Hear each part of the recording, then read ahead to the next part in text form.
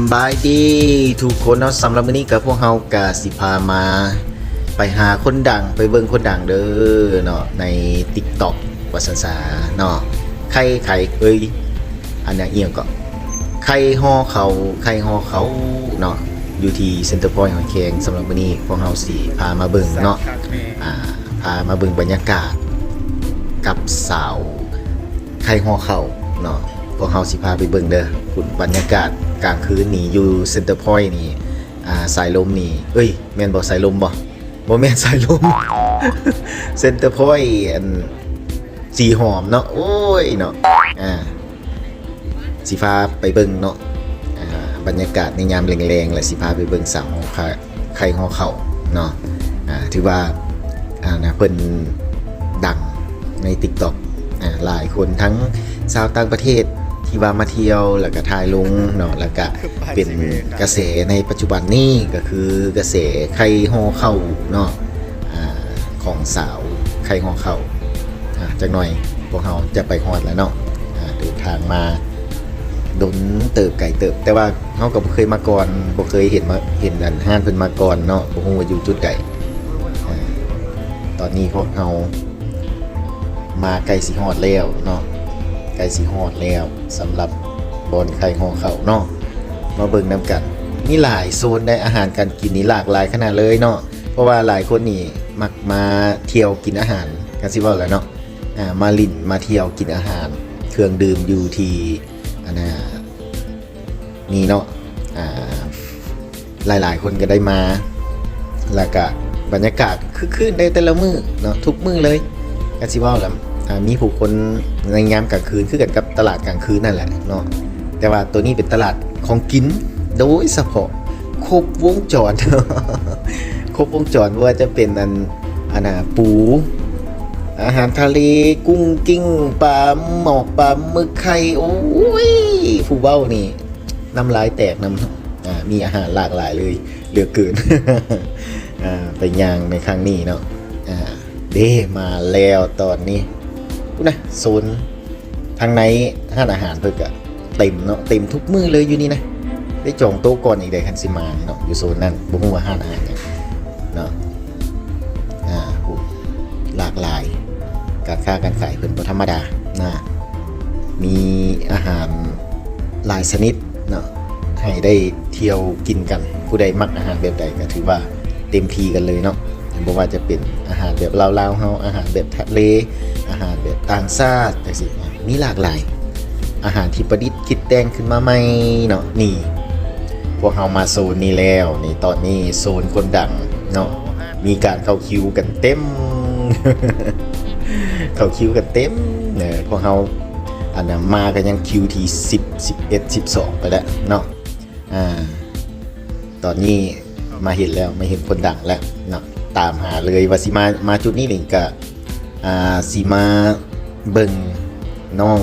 เฮ็ดไข่ห่อข้าวเนาะเบิ่งเพิ่นเฮ็ดเนาะเบิ่งเพิ่นเฮ็ดโอ้งามหลายเนาะผู้สาวไข่ห่อข้าวนะห้านเพิ่นก็เต็มในคนนั่งอยู่ในก็เต็มเนาะสำหรับผู้ใดที่ว่าอยากมาอุดหนุนก็มาอุดหนุนเด้อเนาะอยู่เซ็นเตอร์พอยต์นี่เนาะ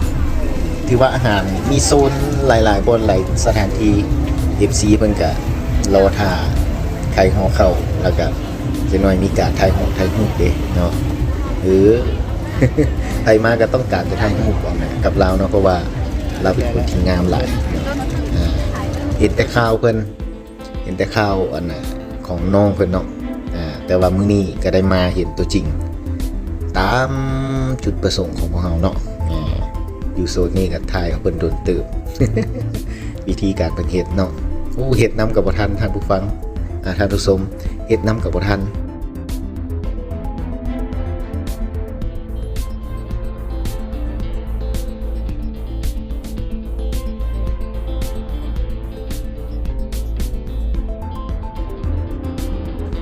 FC เพิ่นก็หลายขอถ่ายรูป สาวอลูมิเนียมนี่ก็ไปถ่ายนะเพิ่นบ่ธรรมดาเด้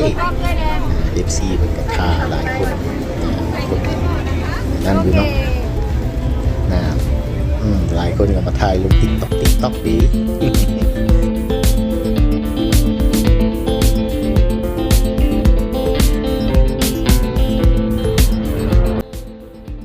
เอาขอบมุกขอบใจน้องสาวตอนนี้ไปโซนใหม่กันก่อนเนาะเพราะเขาพาไปเที่ยวโซนใหม่อาหารไปเบิ่งอาหารหลากหลายเลือกกินตามใจเนาะ มีอาหารทะเลมีแขมีหอยปูหลายอันหลายแนวมีฮอตเบียร์เย็นเย็นปิ่นลงกว้างเลย โอ้บรรยากาศในสิ่งผมอยากให้เล่าเลยนะสำหรับผู้ที่มักลิ้นมักเที่ยวมักกินมาเลือกกินตามใจนะบรรยากาศมันให้นะอยู่นี่นะเนาะมาหลายเทื่อแล้วแต่ว่ากระโบได้ไปแวะโซนนั่นจ้าเถื่อนะไปแวะโซนนั้นน้องสาวไข่ของเขาเด้เห็นบ่แต่ละโซนทางเด็กๆเพิ่น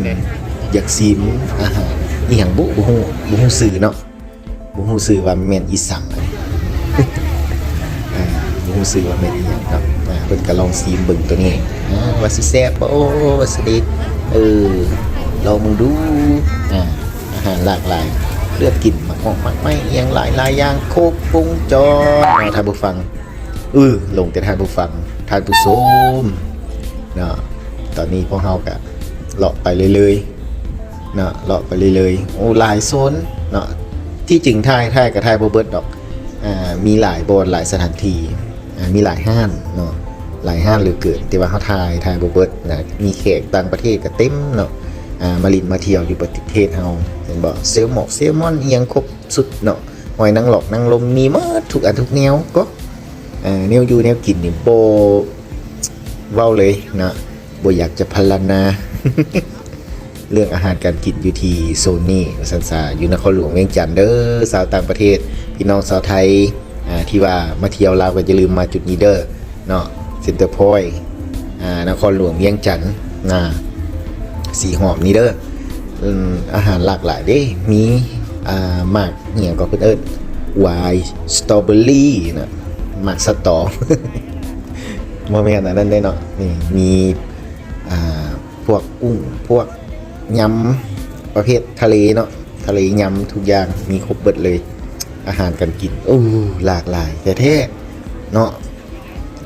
ตามสบายตามผู้ที่เลาะซิมอาหารแท้ๆแหละแนวนี้เนาะผู้ใดสายกินนี่บ่ให้เว้าเลยมาเลาะอิ่มท้องอิ่มปากคอยเมือง บรรยากาศนี้ถือว่าให้หมดทุกจุดทุกโซน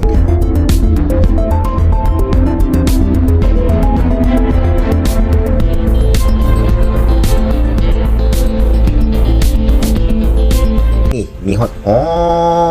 ยใหญ่หอยใหญ่ซ้ำฝ่ามือพี่หอยนักหอยแข็งก็ได้เนาะบ่แม่นหอยแข็งน้อยเด้แน่ยำตีนไก่ไว้นี่ตุนตีนไก่เนาะมีฮอตกุ้งเทรนบ่ธรรมดาตอนนี้พวกเรากำลังกลับกันเลยเด้อเนาะที่แท้จริงยังเลาะบ่ทันได้หมดซ้ำเมื่อยแฮง เมื่อยแฮงกลับก่อนเนาะ